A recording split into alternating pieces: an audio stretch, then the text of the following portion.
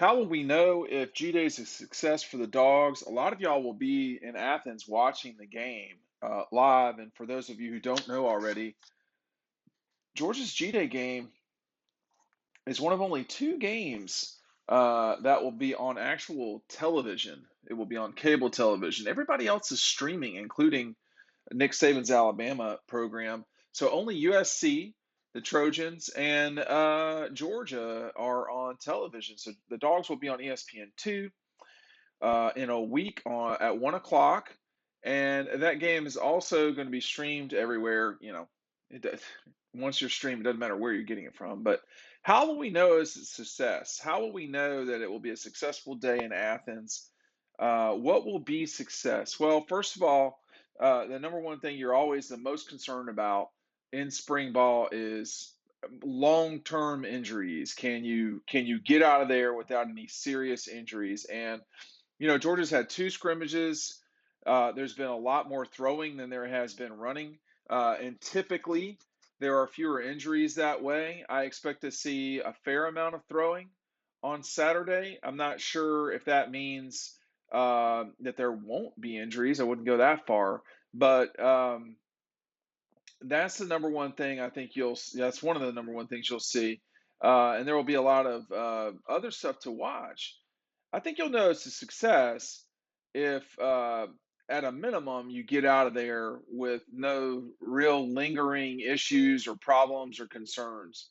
Um, you also want to see, I think, some scoring. College football has gotten to the stage where, you do need to score a little bit. As dominant as Georgia's defense was, we talk about this a lot in DAWGSTRUCTION. And that link is down below. Make sure you're getting this. It's great for autographs, stuff like that. G-Day, you're going to want this ahead of time. I'll tell you this right now.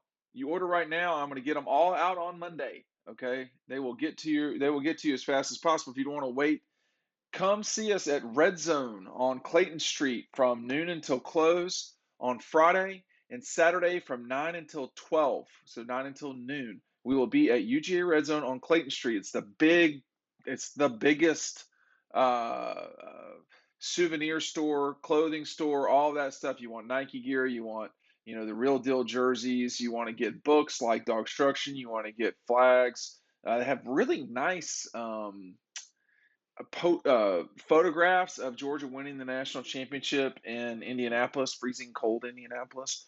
They have those. So I would check those out, and I'll be there. Come talk to me, say hello, say I watch you on YouTube or whatever. I watch you on Facebook, and I'll be glad to talk to you. If you get a book, it'd be great to sign it, and you can just walk out the door with them.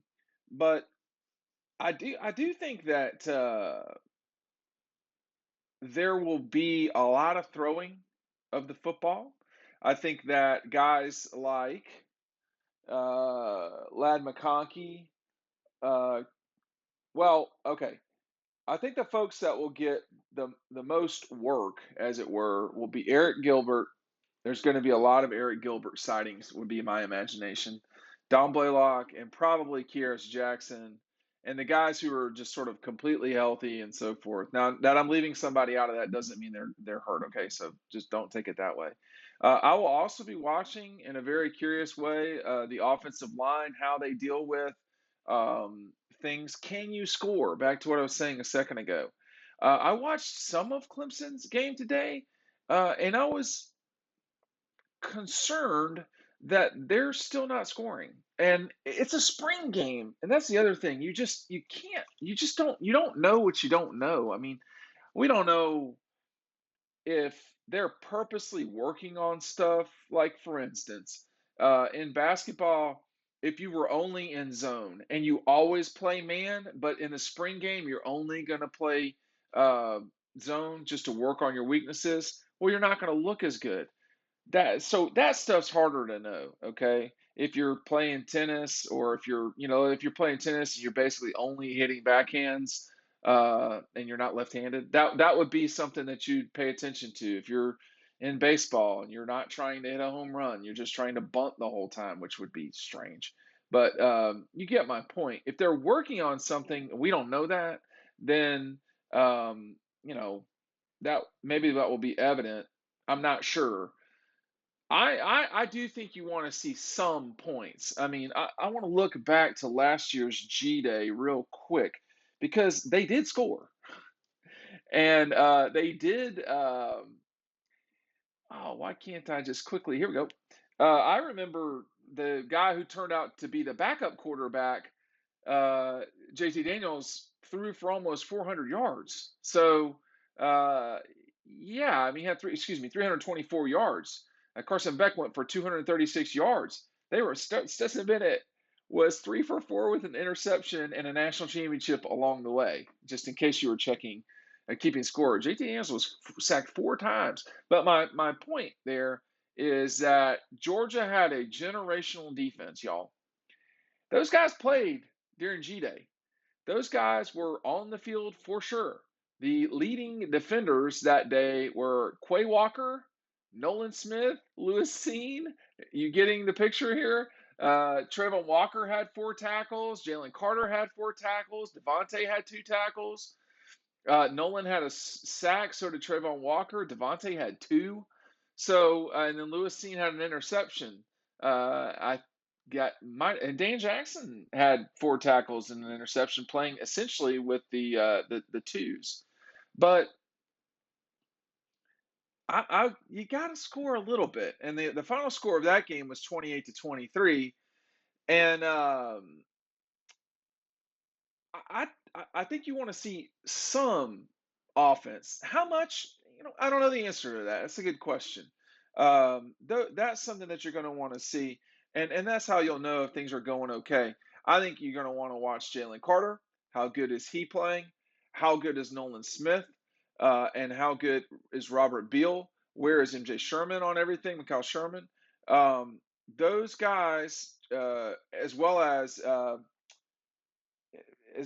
Zion Logue specifically, those guys I just mentioned have the capability of being the group moving forward that's going to be asked to play defense in a heavy way. Where are they? How are they playing, etc. And then you take after that, Chaz Chambliss, Stackhouse. Who's going to be playing a lot of linebacker? Who are the pass rush folks? There's a lot to look at. You'll know it's a good day if there's not just an abnormal amount of penalties.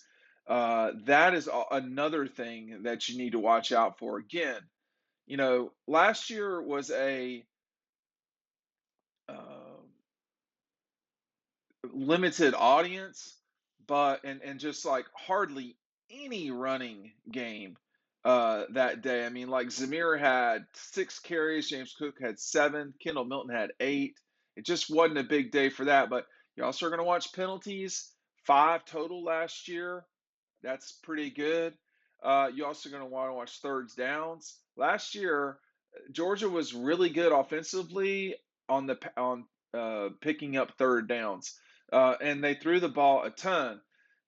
They didn't have a combined 100. I mean, they had 103 yards rushing a season ago. So there's a lot of stuff I'll be watching, but you'll know it's gone well if A, there's no serious injuries. B, how good do the receivers look? Because they're going to be getting a lot of throws at them, specifically guys we've not seen lately, Gilbert, Blaylock in particular.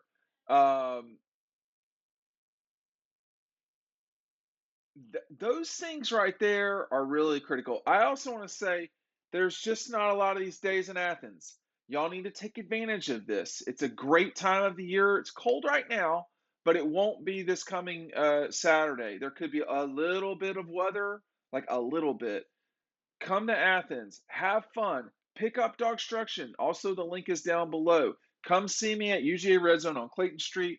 That's going to be Friday from noon to close. And then Saturday, it's going to be from 9 to noon. We'll see you at UGA Red Zone on Clayton Street.